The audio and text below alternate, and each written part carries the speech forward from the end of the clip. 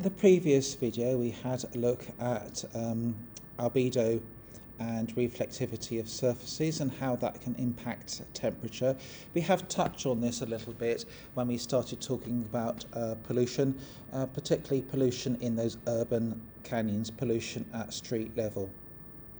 So in this mini video, what we're going to look at is we're going to look at the concept of clouds and fog.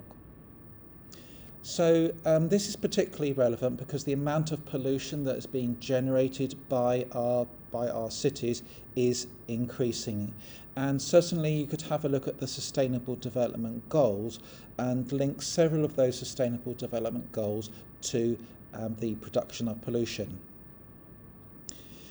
Good notes and good case studies would always refer to case studies, and preferably case studies which you have a first-hand experience of or actually live in that environment. So later on what you're going to do is you're going to have a look at what the Hong Kong government is doing with things like pollution warnings and how they're trying to control and manage pollution levels.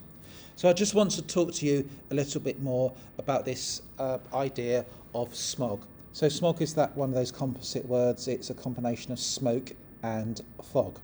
So in particular here we're going to focus in on the winter fog and smoke.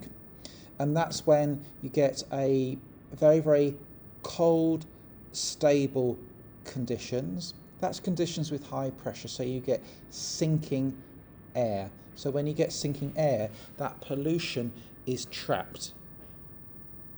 It's like putting a great big glass ceiling on the atmosphere and squashing the pollution down so it's trapped and cannot escape.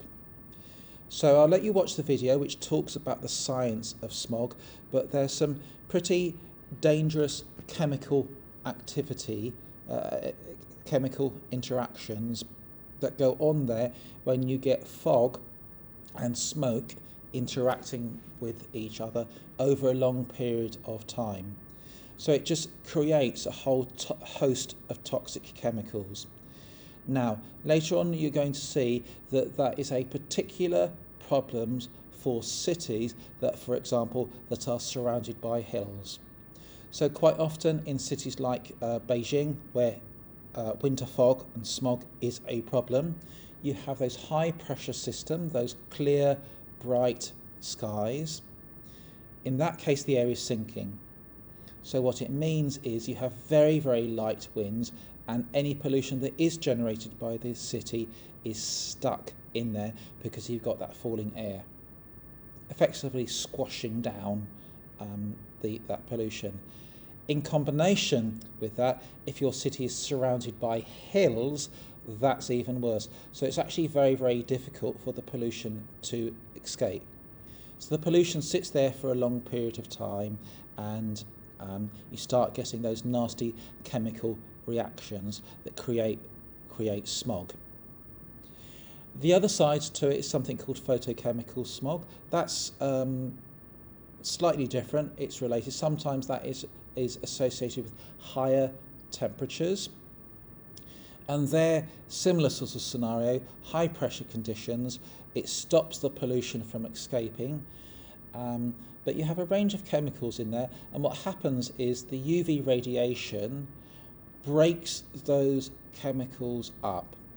So a lot of those chemicals are NOx compounds, nitrogen oxide compounds, and the solar radiation comes along, breaks those chemical bonds.